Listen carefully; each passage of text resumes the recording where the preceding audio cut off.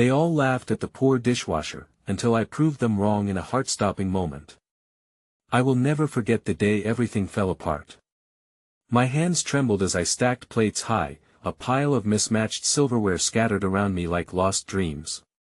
The clatter rang in my ears, drowning out the laughter from the crowded dining area. They thought they were better than me, the fancy customers in their crisp white shirts, their glasses of wine reflecting the dim light. Every giggle, every whisper cut into my heart.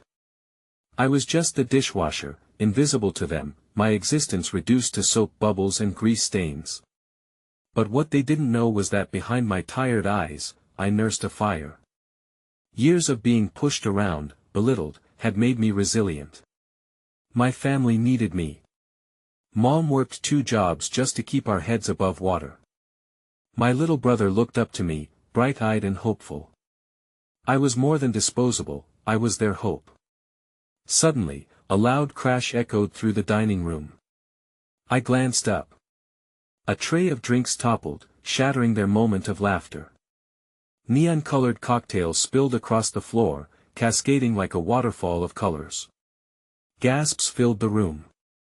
People jumped back, eyes wide, shock painting their faces.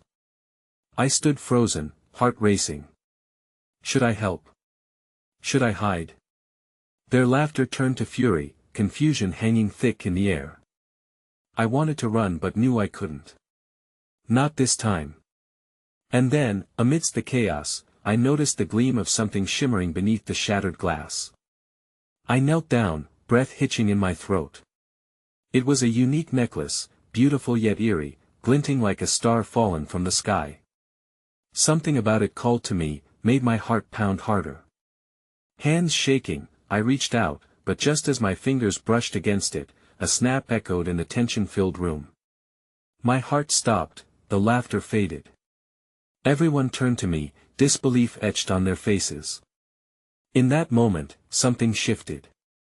Would I expose the truth hidden beneath my humble life?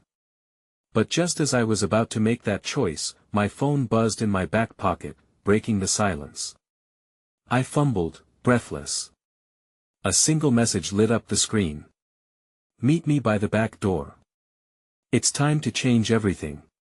Who was it? What change? My mind raced, images flooding in, possibilities stretching out like shadows.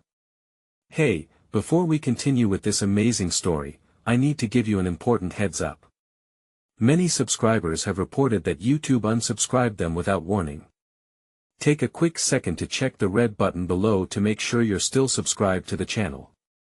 I'd hate for you to miss any of the exclusive content coming soon. And while you're there, smash that like button, it really helps me out with the algorithm. Oh, and tell me in the comments, which city are you watching from? I love getting to know every amazing person who's part of this community. Your participation makes all the difference, let's connect. The room was still, the weight of expectation hanging thick in the air. I could feel the intensity of their stares boring into me as though they were trying to discern the truth behind my seemingly ordinary appearance. The necklace, lost in the chaos, shimmered enticingly just inches away, but my mind was only partially focused on it. Who could have sent that message? Who was waiting by the back door? With newfound urgency, I stood, brushing off the remnants of broken glass. I could choose to quietly return to my duties, to slip back into my rhythm of washing and drying, but something deep inside me stirred, urging me to step outside, to seize whatever opportunity lay beyond that door. Maybe this was my moment, the pivotal choice that would change everything. The light piercing through the dark of my monotonous existence, that I cast one last glance toward the dining area. The laughter had morphed into murmurs, resentment simmering beneath the surface as some customers grumbled about the inconvenience of having their evening disrupted. Already dismissive, they failed to see the shattered glass reflected my own shattered dreams. Mom would never be able to save enough, me brother would never get the opportunities he deserved unless I stood up for us. Instinctively, I wiped my hands on my apron and made my way through the bustling kitchen, the clank of pans and the sizzle of oil filling the air. Each step toward that back door felt heavier yet more crucial than the last. As I reached for the handle, a rush of anxiety coursed through me. What if this was a mistake? I pushed the door open and stepped into the cool night air. The world outside felt vast and uncharted, a universe waiting to be explored. It was quiet, the distant hum of traffic barely noticeable against the canvas of stars overhead. "Are you coming?" A voice broke the silence, and I turned to see a familiar figure leaning against the brick wall. It was Clara, my best friend since childhood, her warmth radiating in the chill of the evening. Her eyes were bright, filled with a mix of urgency and excitement. "Clara. What are you doing here?" I asked, my heart racing. The moment I saw her, the weight of my worries began to lighten that I couldn't wait. "I needed you to know there's an opportunity." Her voice trembled with the magnitude of her words. "Remember that scholarship I applied for? The one only a few people know about? They're accepting applications from family members too." Hope flashed through me like a lightning bolt. "What? But how does this help me?" "I mean, I can't." "You can," she interrupted fiercely. "If you apply, and if you write about who you are this life, our lives, there's a chance they might see how deserving you are. They take into account the struggles and the motivation. You could get a chance to go to school, to break out of this cycle." That I lingered in the moment, overwhelmed. Could I really envision myself pursuing a degree? Somewhere deep inside, I could feel my dreams flickering back to life. The possibility of standing on a stage, my family watching proudly as I accepted my diploma, sent shivers down my spine. "It's competitive, but you have to try," Clara urged, stepping closer, her eyes pinning me with sincerity. "You have to believe you deserve this." That I end the cacophony of my thoughts, a part of me pulled back. What if I did fail? What if the laughter continued, echoing through my life for eternity? I inhaled, attempting to gather the fragments of courage. "I don't know if I can write about everything. It's too painful." "Then write about the hope, about your family, about why you fought so hard to rise above it all. They need to see your fire, not just your struggle." As Clara spoke, the vivid images of my brother's bright smile and my mom's tired, worn hands filled my mind. I had to change their story, to turn their sacrifices into something worth it. Hope swelled within me, chaotic and exhilarating, but just as my heart began to expand with possibilities, a loud crash echoed from inside the restaurant, shattering our moment. My breath caught in my throat as I turned, worry flooding my veins.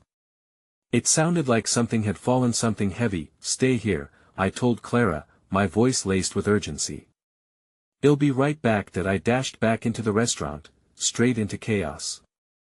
Customers were starting to rise from their seats, confusion reigniting the earlier tension as a server stood dumbfounded at a pile of fallen dishes.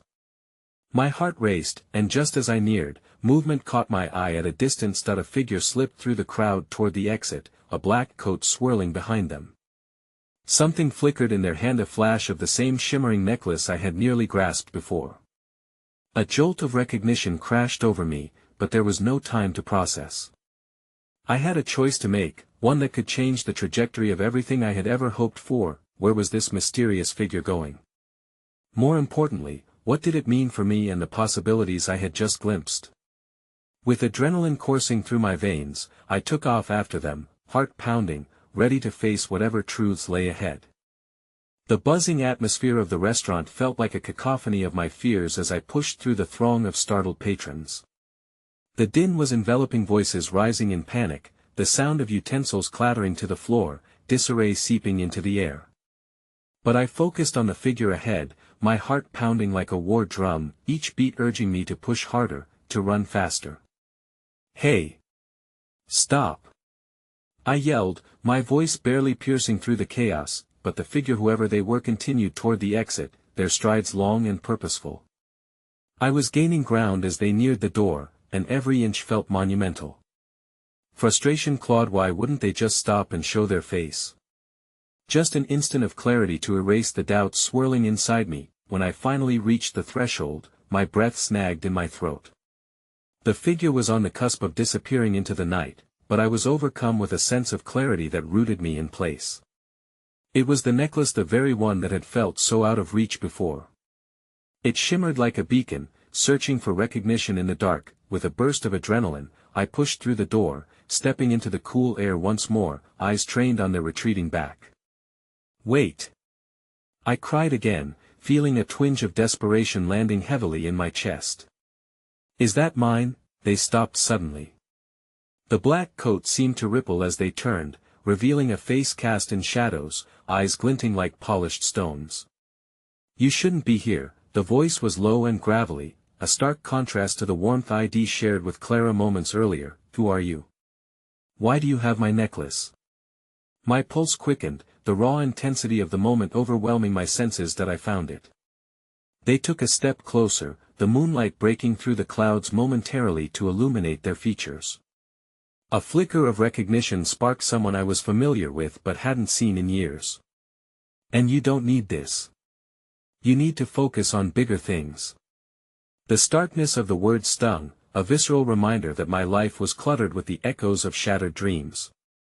But the curiosity swelled deeper. "What do you mean?" "This necklace, it's a part of my family. It holds my history." The figure let out a hollow laugh that danced on the breeze, carrying an unspoken history of its own. "Really? A past worth the weight of the world? You think a piece of jewelry defines you?" Their voice was acidic, disappointment lacing their tone. Before I could respond, a fleeting moment passed where I glimpsed a trace of empathy in their eyes, a flicker of understanding that I grasped onto instinctively. "You don't understand," I said, swallowing hard, "in trying to make a change for my family. This necklace is all I have left of my past." For a fleeting moment, the world around felt suspended, the nearby streetlights flickered, echoing my internal turmoil. Yet, beneath their stoic facade, I sensed a shift. Perhaps they had their own battles, hidden within the shadows amidst which they stood. "There's another way," they murmured softly, hesitant now. "Breaking away from what defines you doesn't mean forgetting.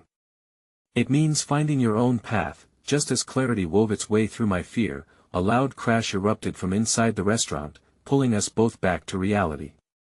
"What was that?" the figure asked, casting a wary glance toward the door.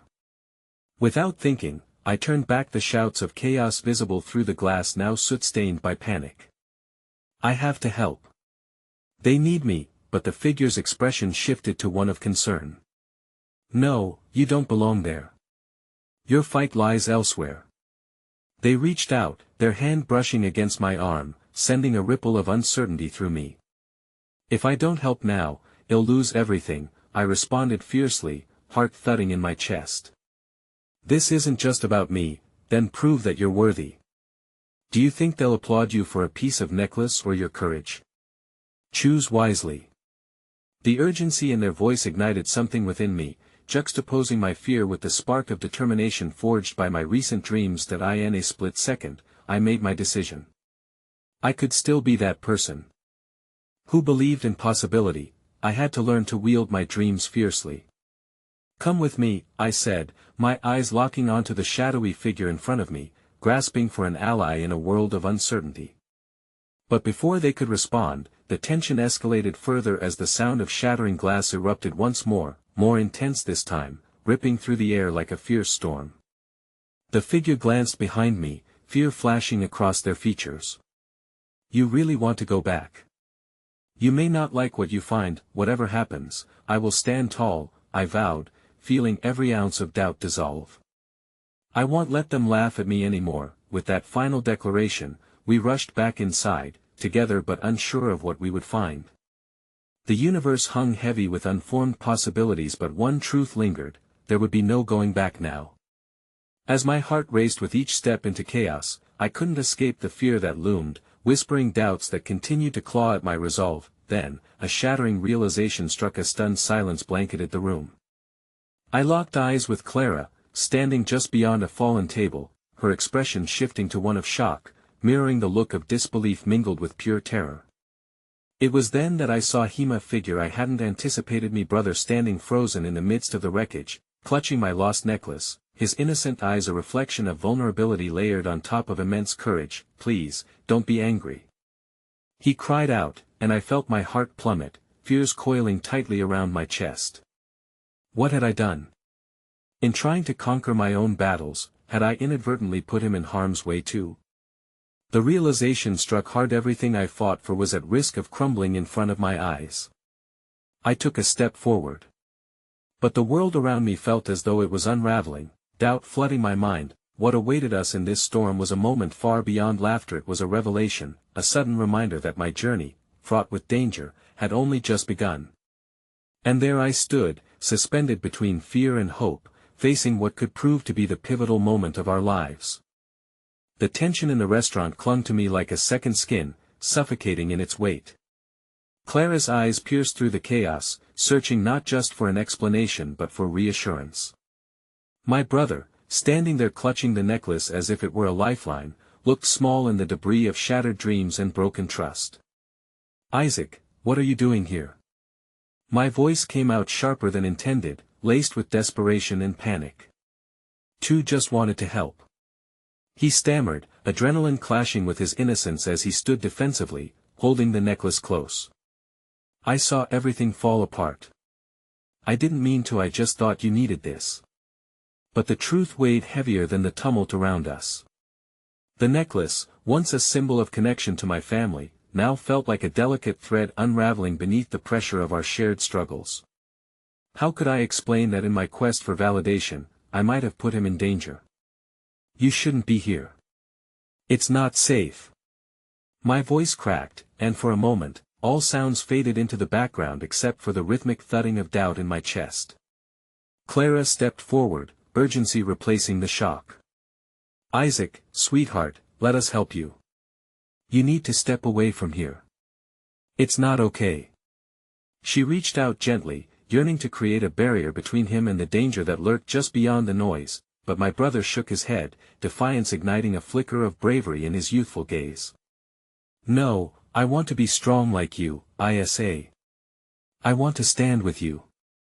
His words hung in the air, dissolving into surrounding chaos, enveloped by bewildered murmurs of the patrons who had gathered, all eyes riveted to us, searching for answers in our vulnerability.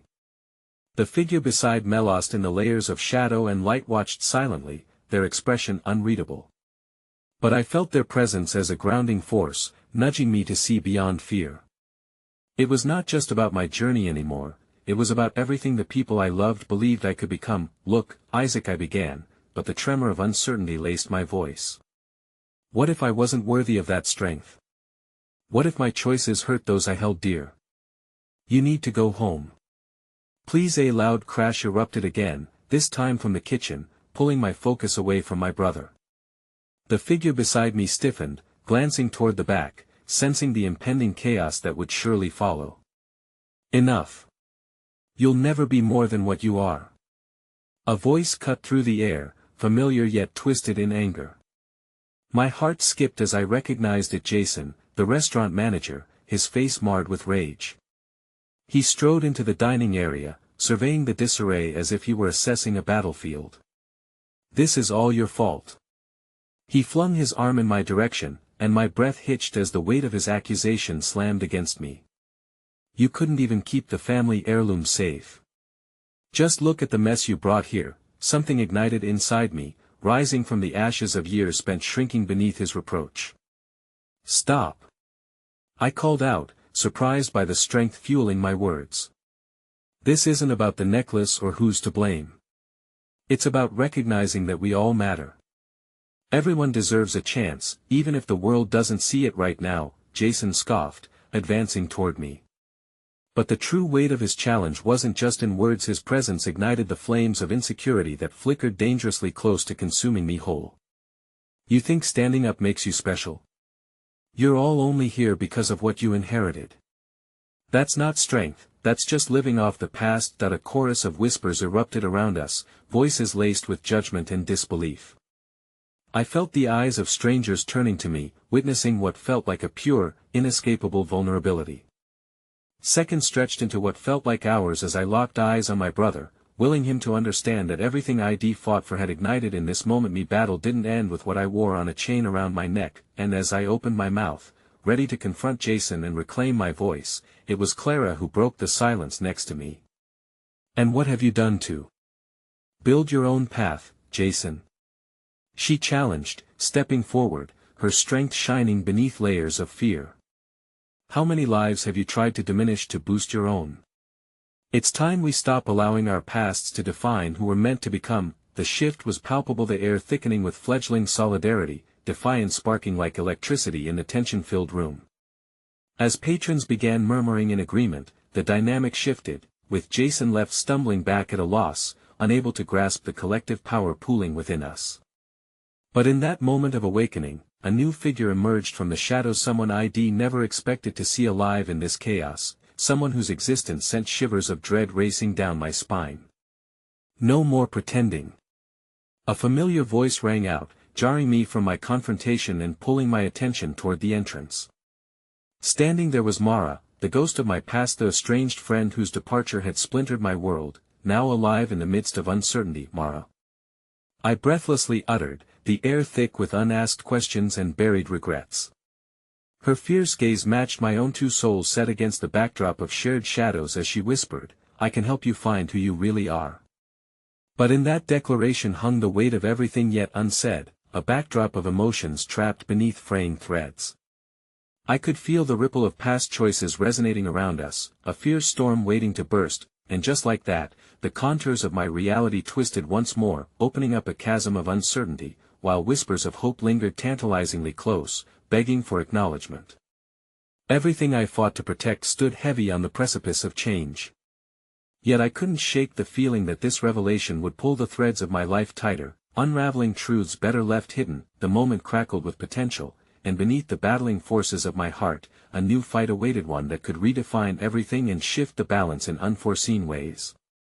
A cliffhanger, so much more significant than my brother's innocent courage, loomed just beyond the horizon of my waking.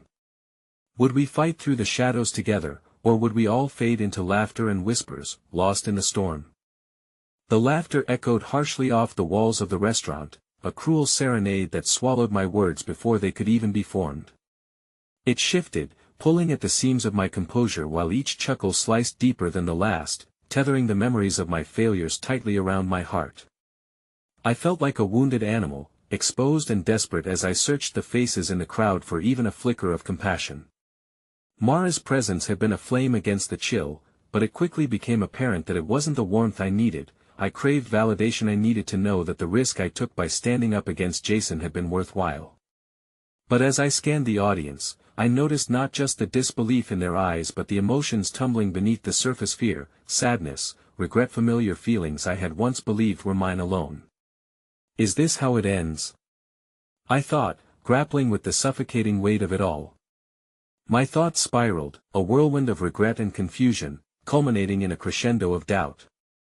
Would my past consume me, or could this crumbling moment lead to something greater than the shadows of everything I'd lost? The laughter began to fade, replaced by murmurs of curiosity as Clara stepped forward, the gentleness in her voice a soft embrace compared to the tumultuous storm raging in my chest.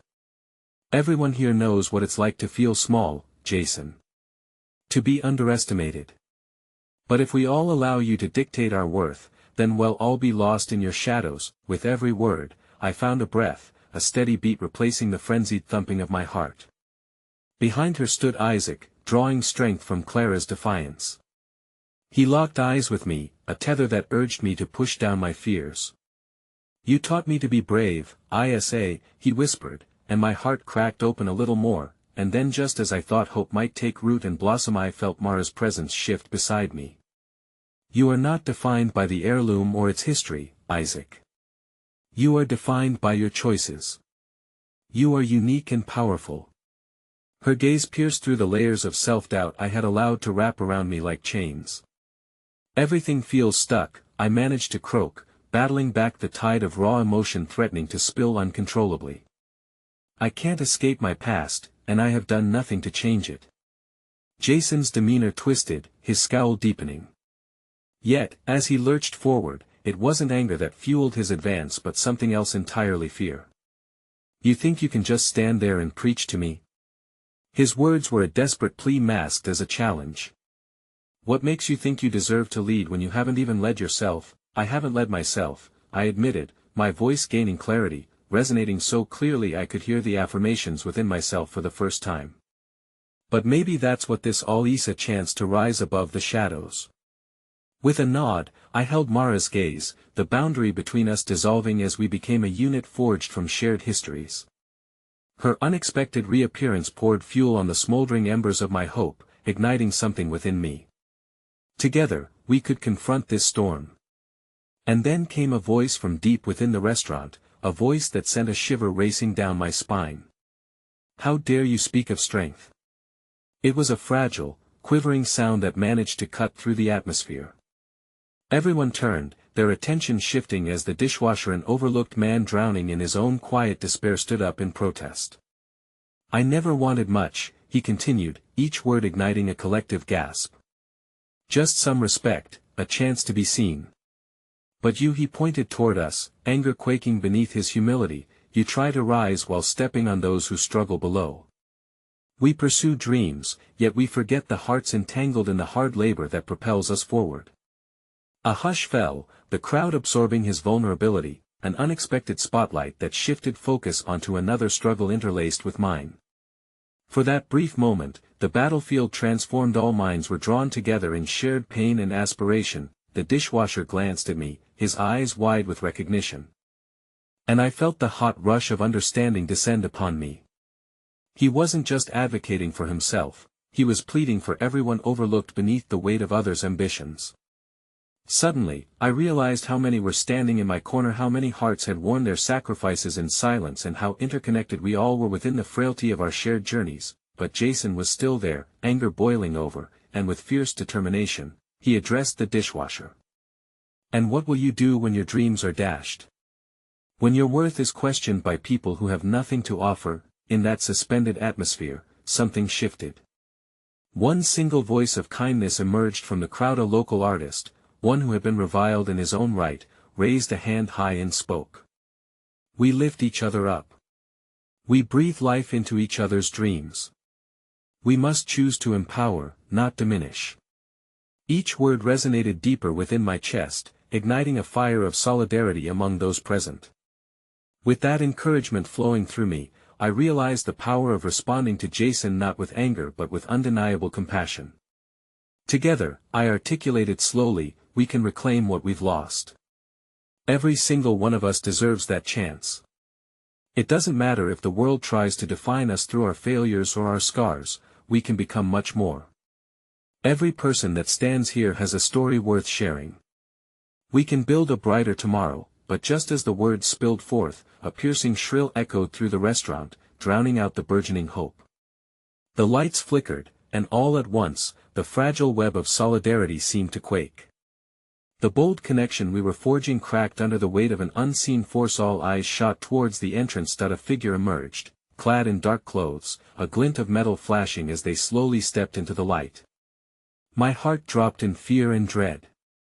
Everything in me screamed that this was more than just a masked confrontation. It felt like the culmination of every dark secret I had buried in the recesses of my heart. "Looks like I've found you all," came a voice I dreaded more than any other, a voice that would push each of us to confront the pieces of ourselves we had hidden away. The embodiment of my past stood there, ready to unleash the storm I had fought so hard to avoid, and just like that, a new chapter unfurled, one that promised to either restore what we had lost or drag us deeper into uncertainty. Would we confront the specter of past grievances together, or would we shatter beneath its weight? The atmosphere in the restaurant thickened, a palpable tension that replaced the earlier currents of hope. The figure standing at the entrance cast a long shadow over the crowd, silencing the soft murmurs of acknowledgement that had begun to blossom. My chest tightened as I recognized the silhouette. Eric. How could he show up here, after everything? He stepped forward, the dim light revealing a visage marked not only by a disheveled appearance but also by a defensive edge. It was the same face that once offered comfort in despair, turned now into a reflection of all the tumult I had tried to escape. "You didn't think I would let you claim this space, did you?" he sneered, glancing at the uneasy faces in the room.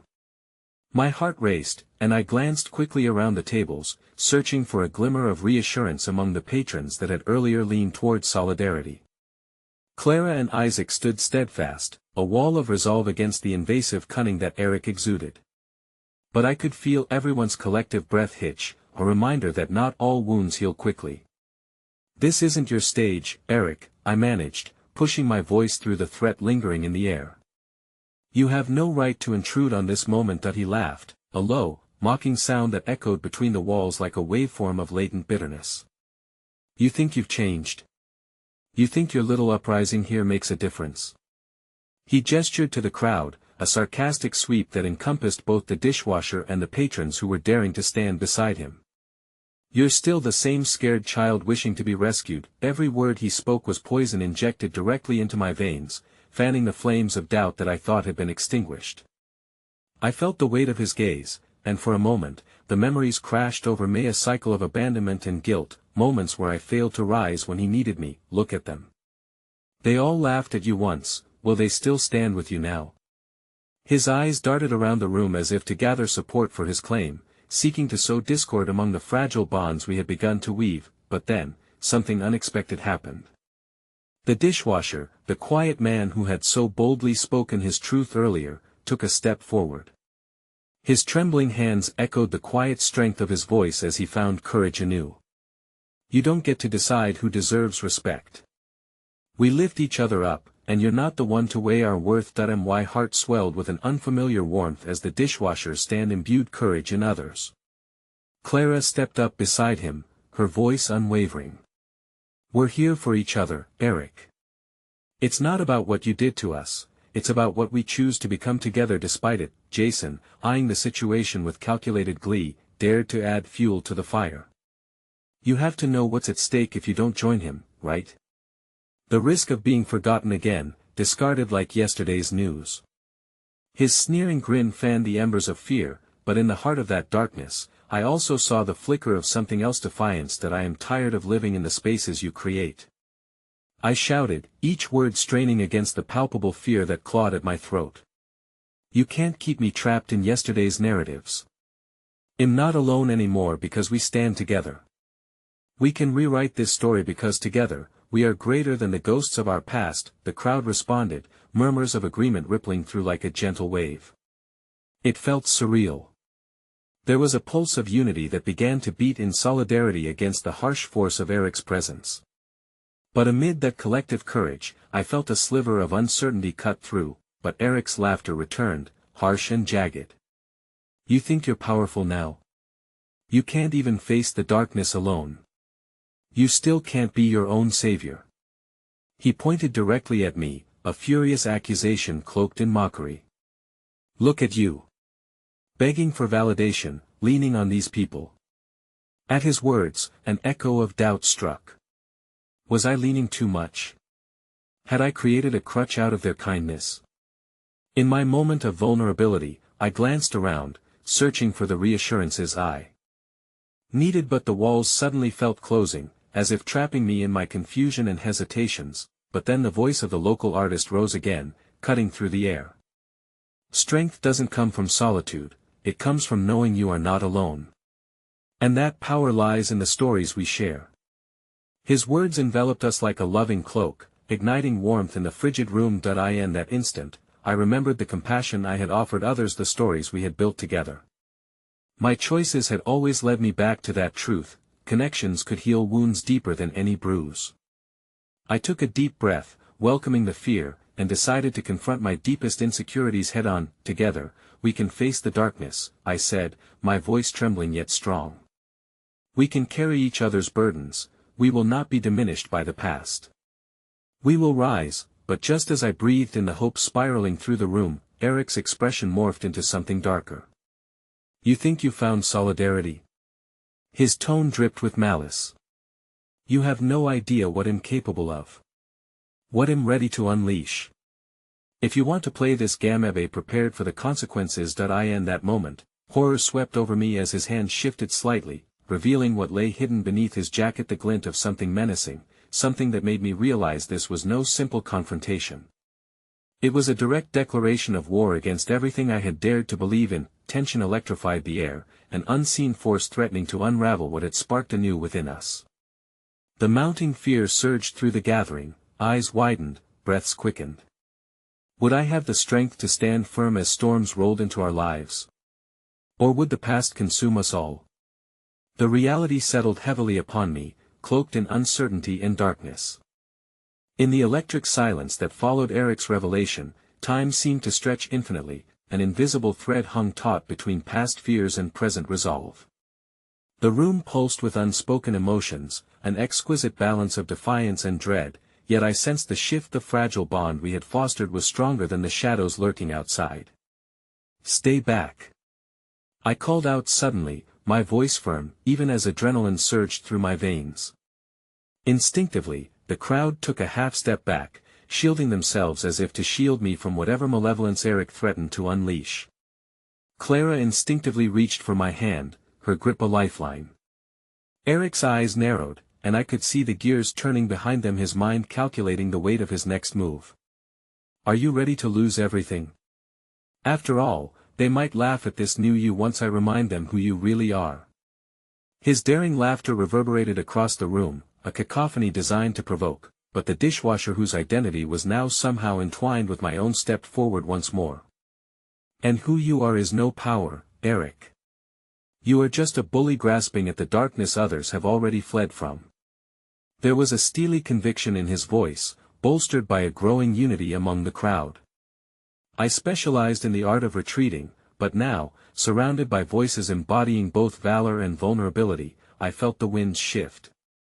Eric may have held a blade, but with every word, I cultivated the shield of community that lay before me. "I was not alone. Do your worst," I said, surprising even myself with the steadiness of my voice.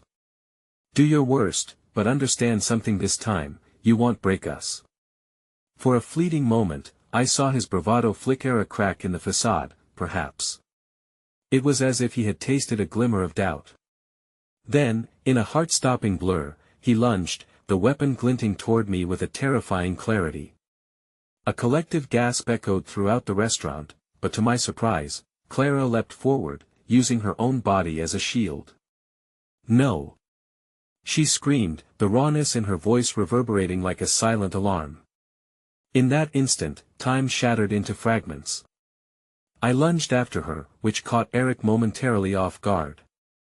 The two of us collided, the force of our connection propelling both of us away from the danger and into the wall with a sickening thud. Shock blended with clarity as I processed the chaos. Unfurling shoulders pressed against one another, united.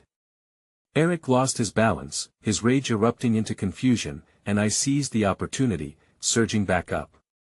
Before I could think, I spoke to the group behind me, the faint echo of courage buzzing in my chest. "Well, stand together. Don't let fear break the bonds we've built." Then, like bees drawn together in a swarm, the crowd rallied. The artist, the dishwasher, Isaac, and others formed a protective circle around Clara and me. I caught the quiet resolve in the eyes of each person surrounding me. It filled the air with a magic hope that radiated beyond mere words, but in an unexpected twist, Jason, still lurking in the shadows, suddenly found humor in the chaos. "You really think you can win this fight?" he jeered, a dark glint in his eye. "Just know that laughter will always come from the other side." His words prickled a fear I desperately wished to suppress. What if he was right? The bitterness of isolation, laced with the mocking laughter of my past, began to creep into the corners of my mind. "What do you want, Eric?" I demanded, my voice shaking slightly despite the resolve beneath. "Is this really how you define yourself? By terrorizing those who dare to stand against you?" His expression shifted, a semblance of conflict briefly washing over him. Yet the moment hesitarily passed, darkening again with obstinacy. "You won't be so bold when you see how disillusioned they become. Everyone has a price. Just wait, it's only a matter of time." And in that unsettling proclamation hung a chilling challenge. A tightening knot formed in my stomach, a specter of doubt lurking at the edges of hope. Could we endure the storm he so confidently promised? Was loyalty merely an illusion under the weight of Eric's influence? Then, from the depths of my heart, I felt the tiniest flicker of defiance. The moment widened, stretching into a myriad of possibilities. The laughter Eric had harbored, though menacing, meant nothing in the face of our united wishes. "They laugh because they are afraid," I said, my determination wrapping around my words. "But we forge strength in vulnerability.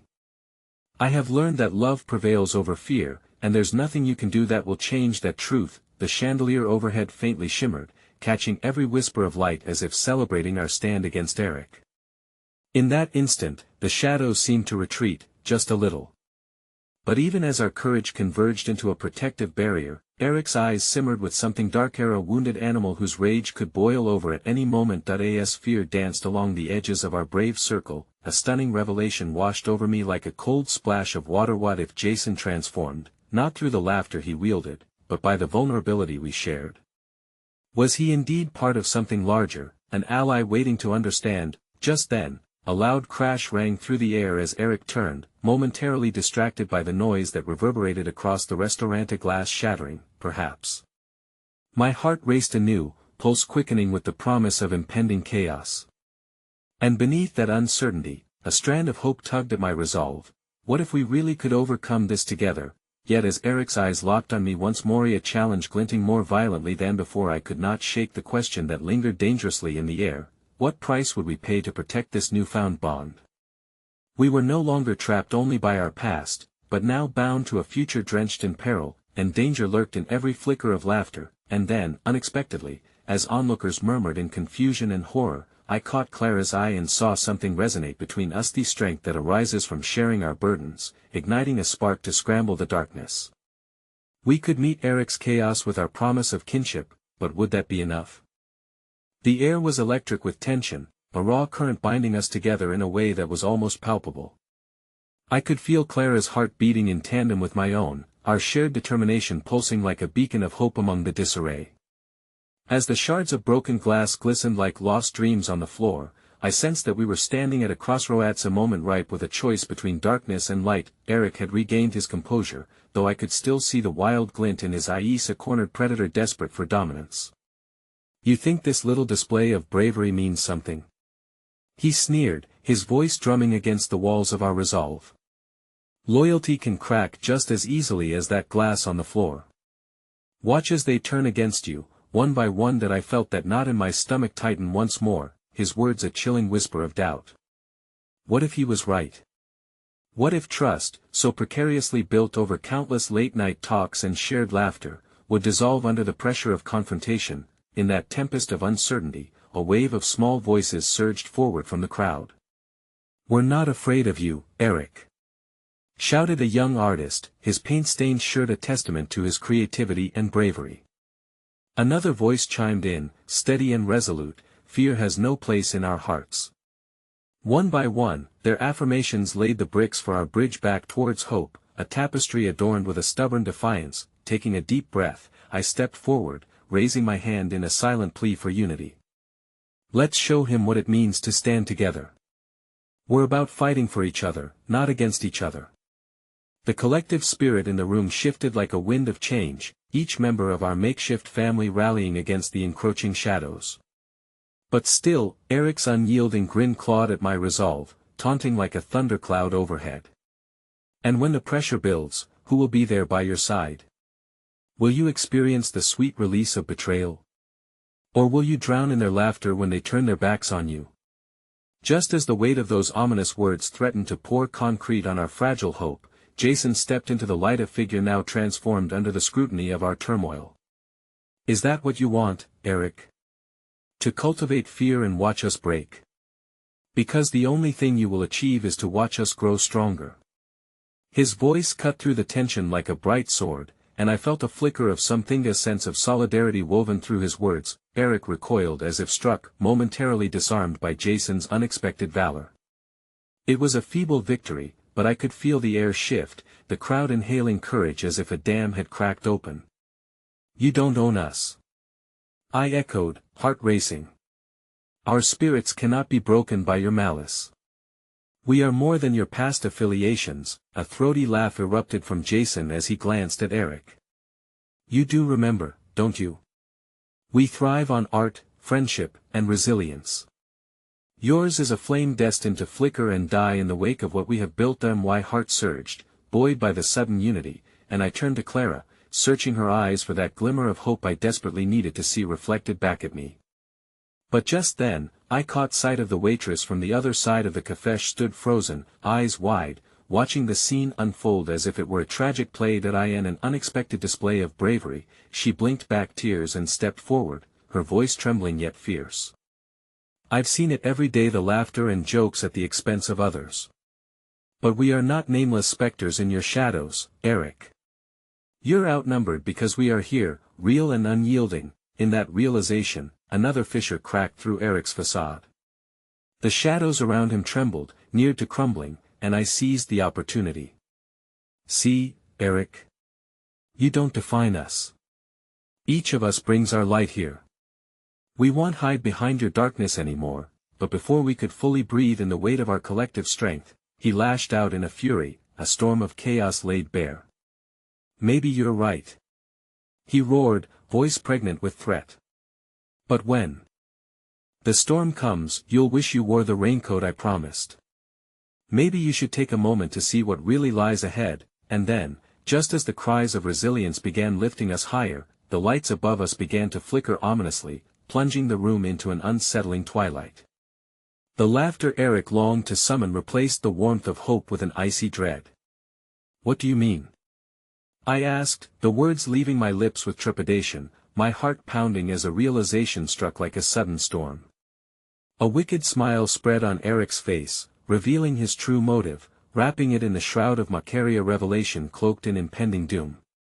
You truly think you have the end card? You'll see the real monster emerge when the clock strikes midnight. My breath caught in my throat as Clara glanced toward the door, a shadow flashing beyond the glass, a flicker of movement like a rushing wave. A sinking feeling coiled low in my chest. Was there more to Eric's words than mere bravado? Sweat beaded on my temple as I cast about, searching the faces of those I had fought beside. The collective resolve held like a shield, but apprehension draped over us like a heavy cloak, echoes of laughter still haunting us from the corners of doubt. The finality of Eric's threat hung like a poisoned fruit in the air, pressing hard against our true stand, unbearable tension that left a chilling whisper on my lips. What lies ahead?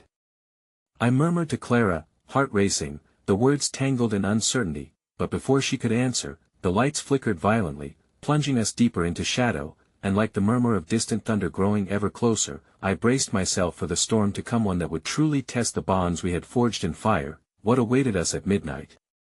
The air was thick with apprehension, each heartbeat echoing the combined unease of the crowd. Clara's fingers brushed mine, a small gesture that sparked warmth amid the cold fear stalking the corners of my mind. I knew that we had rallied, but with Eric's ominous threat looming, it felt as if we were perched on the edge of a precipice, staring into an abyss filled with uncertainty. Around us, the chaotic chatter turned into a murmur, as eyes widened and whispers traveled like wildfire. People exchanged glances, searching for reassurance in one another's features. It was a fragile assembly like a carefully crafted glass sculpture, vulnerable to every gust of wind. The edges of our hope began to tremble once more. Stay together, I urged softly, but the tremor in my voice betrayed me. Whatever he has planned, we will face it together, I promise. There was strength in numbers, and I could only hope that the murmur would rise to tide, blocking out Eric's shadow like a rising sun. The flickering lights cast eerie shadows as if mimicking the doubts swirling within. Each pulse created a strobing rhythm, cycling through the room, my heart beating in sync with a looming dread. I glanced at Clara, searching for faith, a light in the encompassing darkness, but I found her staring blankly, brows furrowed together with worry. Just then, Jason, still defiant, stepped into the uncertain spotlight. Remember why we're here. We didn't choose this fight, but we are going to win it, he called, voice unwavering, his spirit a rare ember glowing in the dusk. His words electrified the atmosphere, igniting the fire within us that had momentarily dimmed. Hope swirled through the crowd once more, kindling the belief that we could withstand whatever was coming. But Eric wasn't finished yet. He shifted, feeding off the rising tension, eyes glinting as a predator senses approaching prey. Ah, the ever-rallying speech. But do you really believe that courage will save you tonight? You think you stand united? Watch as the clock strikes and betrayal unfolds. He lifted his chin, almost savoring the moment of dread he conjured. What do you want from us? Clara shouted, finally finding her voice, cutting through the turmoil raw and angry. You can't control us. We're stronger than you realize. Eric rolled his head back in laughter, the sound echoing coldly. Strength? You question strength? How quaint. It'll be here at midnight, and you can count on it. I would make your final hour entertaining. The clock above the bar began its rhythmic ticking, agonizingly loud against the backdrop of unease. Each tick felt like a countdown, unsettling knots tightening in my chest. It was as if time itself had conspired against us. I tried to focus on the adrenaline threading through the tension. This was no ordinary confrontation, it was a battle of wills and existence. Think of the nightmares, the secrets. I know them all, Eric continued tauntingly. His words splintered through the crowd, seeping into the edges of our unity. You stand here hand in hand, but in the dark, you will discover that your friends are merely shadows. You'll lose everything. That I grasped Clara's hand tightly, intertwining fingers as if to shield her from the impending storm. That's not true. I shouted, my voice ringing more decisively despite the fear gripping my throat. We don't need to be defined by your horrors. We are not fragments scattered in the night. But as I spoke, the lights faltered once more, dimming to a near darkness where shadows whispered and twined around our feet, creating illusions of despair. I felt the first seed of doubt germinating in the air, its cold roots sinking into the soil of our shared memories. The laughter, the nights spent forging the very essence of our community. This is becoming something darker, I mused, internal dread flaring as the clock continued its unforgiving march. Eric's laughter thumped against my eardrums as I sensed the atmosphere shifting, the people around me grasping for stability in whirlwinds of anxiety. Everyone has a weakness, Eric declared, the shadows wrapping around him like a ghostly cloak, and it's just a matter of time before they unravel. When twilight falls into night, you will see. A sudden crash erupted from the back of the coffee, a window shattering, sending shards glimmering like scattered stars across the floor. All heads turned in shock as a shape stumbled through the jagged glass, drenched in a cloak of shadow, soaked to the bone, yet unmistakably familiar. Daniel. I gasped, recognition cutting through the air like lightning. The whispers swallowed in the ruckus fell silent, uncertainty coiling once again around my heart. He stood there, face pale and eyes wide, breathless as if he had sprinted through a storm. Listen. It's happening. He yelled, voice strained, glancing at Eric with a mixture of fear and defiance. Two saw them. They're coming, the crowd gasped, the weight of his revelation settling heavily around us, the ticking clock still drumming ominously, marking the seconds that felt like minutes. What lay beyond the veil of shadows? I turned towards Eric, his mocking grin now faltering. His confidence was beginning to crack. What do you mean? My heart raced with newfound urgency as I squared my shoulders, searching for clarity amidst the chaos. Daniel's eyes darted between us, frantically searching. I don't know who they are, but they're coming for you, and it's worse than anything we imagined. And with that final, haunting declaration, the lights flickered one last time, plunging us into darkness, leaving nothing but the echo of our rapid breaths and the dreaded atmosphere of an impending storm. I could feel the weight of our fears creeping closer, every heartbeat leading us further into the unknown. Whatever faced us next, midnight would mark the beginning of a reckoning, and the taste of dread lingered like smoke in the air. The darkened room held its breath, the weight of anticipation pressing against us like a living entity. My heart raced as I registered the urgency in Daniel's voice, a steady pulse anchoring my fears, while memories of laughter and connection flickered weakly in the shadow. In that instant, the impending storm felt palpable, crackling in the silence, thick with dread and uncertainty. Yet beneath that fear, I felt a flicker of defiance, the kind that stems from love and solidarity. Who are they, Daniel? What do they want? I pressed, trying to glean any semblance of understanding as the murmur of the crowd simmered around us, swirling in a mix of concern and disbelief. I don't know, he stammered, anguish etched across his features. But they're coming from all sides, drawing strength from the darkness that lingers in our hearts. That I glanced at Clara, her hand still firmly gripping mine, her body tense, but her eyes gleamed with a mixture of fear and devotion.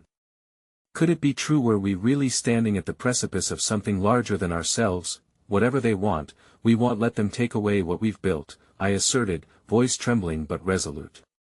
We stand together, hearts wide open, ready to face whatever comes, but just as I spoke, a loud knock reverberated from the front door, a jarring sound that sliced through the tense air like a knife. The whispers of the crowd crescendoed into cries of alarm as the doors rattled ominously before bursting open to reveal a mass of figures shrouded in darkness. Instinctively, we stepped closer together, a united front against the encroaching unknown. The figures moved as a collective, a wave of shadows washing over the threshold, and despite the growing trepidation, I felt an odd sense of familiarity. Their presence felt like a storm cloud, promising rain but uncertain in its intent that as they advanced, I caught glimpses of glistening eyes peering from beneath their hoods and cloaks, faces twisting in anticipation that sent dark shivers up my spine. "Stand firm!" I shouted, lifting my chin, looking to reassure everyone behind me. "Whatever they want, we won't let fear overtake us." The lead figure stepped forward, voice low and haunting, a melody laced with danger. "You underestimate the power of choice, dear Isaac. Fear may seem daunting, but choice holds a greater power." I took a hesitant step forward, my pulse racing. "What do you want?" I demanded, though my heart fluttered uncertainly within me. "Each of you holds a piece of your past, tethered to the laughter that shaped you," the figure continued, gesturing towards us, deliberately invoking curiosity. "The beauty and tragedy merge in threads of resilience, and betrayal lingers on the edges, waiting to consume you whole by planting seeds of doubt." Some in the crowd shifted uneasily, and the haunting words echoed in my mind, the very shadows I had fought against rising anew. "We're not blind to our past," I replied, resolve roiling inside me. "We choose to confront it, together. We will not be puppets of our nightmares." The shadows seemed to ripple, the figures' smirk deepening with intrigue. "But how can you claim unity when foundations are made of unshed tears? Can you truly rise above what has been sown through your veins?" Clara stepped forward, her voice trembling yet ignited with fire. "We've fought through our struggles, and the laughter may have haunted us, but we're reborn from those ashes. Together, we are stronger." A faint flicker of movement caught my eye, and I glanced at Daniel. He looked torn, the specter of doubt lingering around him, mingled with my own. It was time to dive into that abyss of vulnerability to confront the true weight of who I was and what I had left behind. "What do you want from us?" I asked again, determination rising like a phoenix from the ashes of my uncertainty, only to reveal what's lurking within those you hold dear. The lead figure paused, stepped back slightly. "Join us, embrace the shadows woven through your story. They have power and potential beyond measure, or risk losing your fragile unity to them." The atmosphere thickened with tension, but I felt Clara's hand squeeze mine, her silent strength radiated, allowing me to stand unwavering. "We will not be lured into despair. Together, we face our demons. They cannot take away our stories." As I spoke, something shifted within the crowd, the whispers morphed into silent nods, small gestures of solidarity beginning to emerge. I could feel the warmth of connection spreading like a wave, each heartbeat binding our collective resolve. But Eric stepped forward, unable to resist the bait of doubt. "Are you sure they can be trusted? You think they're here to help, but they're just lying in wait to tear you apart. Look around you, don't you feel it? The tension thick enough to slice." The air became charged, the previously united crowd faltered, doubts clawing at the very threads binding us. But I sensed, with horrifying clarity, that Eric's words held power only if I allowed them to define me. "No, Eric," I addressed him firmly, fighting against the gnawing fears. "I am not afraid of what lies ahead because I know I have each of you with me. I won't allow you to use our pasts against us anymore." As I called out, the shadows stirred, the lead figure glaring in a morbid mixture of annoyance and intrigue. The deeper the connection, the more exquisite the pain of separation. I couldn't shake the ominous words lacing the air, and just as I feared the darkness would suffocate our light, a feeling enveloped me. A surging warmth began sparking through the heaviness. "If we embrace each other's struggles, no pain can pull us beneath. The shadows will only fuel our fight," I proclaimed, my resolve igniting in the presence of all I loved. "Together, we stand." Clara echoed, lifted by the solidarity rippling across the room. And as I looked around, I realized just how deeply intertwined our stories were. Each of us had faced our darkness, together, we could reach for the light. In the face of fear, laughter rippled through the crowd, healing unfurling like an unfathomable tide. We were not merely remnants of our past failures but woven threads in the tapestry of resilience. Come what may, we carry each other forward, I declared, drawing upon the strength radiating from every soul surrounding me. One heartbeat, one voice rising together against the dark. But before I could catch my breath, Eric lunged, scrambling through the crowd, fueled by desperation at our unity. The shadows surged with him as if responding to his call. A tempest of darkness unleashed upon us, defiance will only bring your downfall. He shouted, and as the atmosphere crackled, the room transformed into chaos, a mess of fear, anger, and uncertainty, and that's when I saw it. The shimmering necklace from before hung closely around his neck, a delicate thread whispering the stories of our lives, reminding us of what we had lost. Give it back. I breathed, intuition igniting. That necklace is part of our past, but it does not define our future. Yet he simply smirked, the shadows swirling around him, pulling at his form, attempting to cloak him even further. You think you can take back your past? Let me show you what lurks in the shadows. But with every ounce of strength, I pushed through the weight of despair now hanging over us. We will reclaim it. We will reclaim everything. Together, we surged forward, the shadows shrinking with every collective heartbeat as clarity ignited a blaze of hope amidst the darkness, lightning crackling through the storm. In that moment, we found our stand, together against Eric, and it was enough. As the chaos unfolded into uncertainty, the clock chimed loudly, a striking reminder that we still had time. Time to rise above the tempest swirling around us, the time to transform laughter into a rallying cry, chasing the shadows until they dissipated beneath the light of our relentless resolve. And with that final clash of wills, everything hung in the balance. A tightrope stretched across the chasm of darkness and light, one heartbeat away from redemption. As the storm raged on, I raised my head higher, the warmth of my shared struggle sparking a fight. Echoing through the laughter and reminding me of a simple truth. Love and laughter would always reclaim what darkness sought to destroy.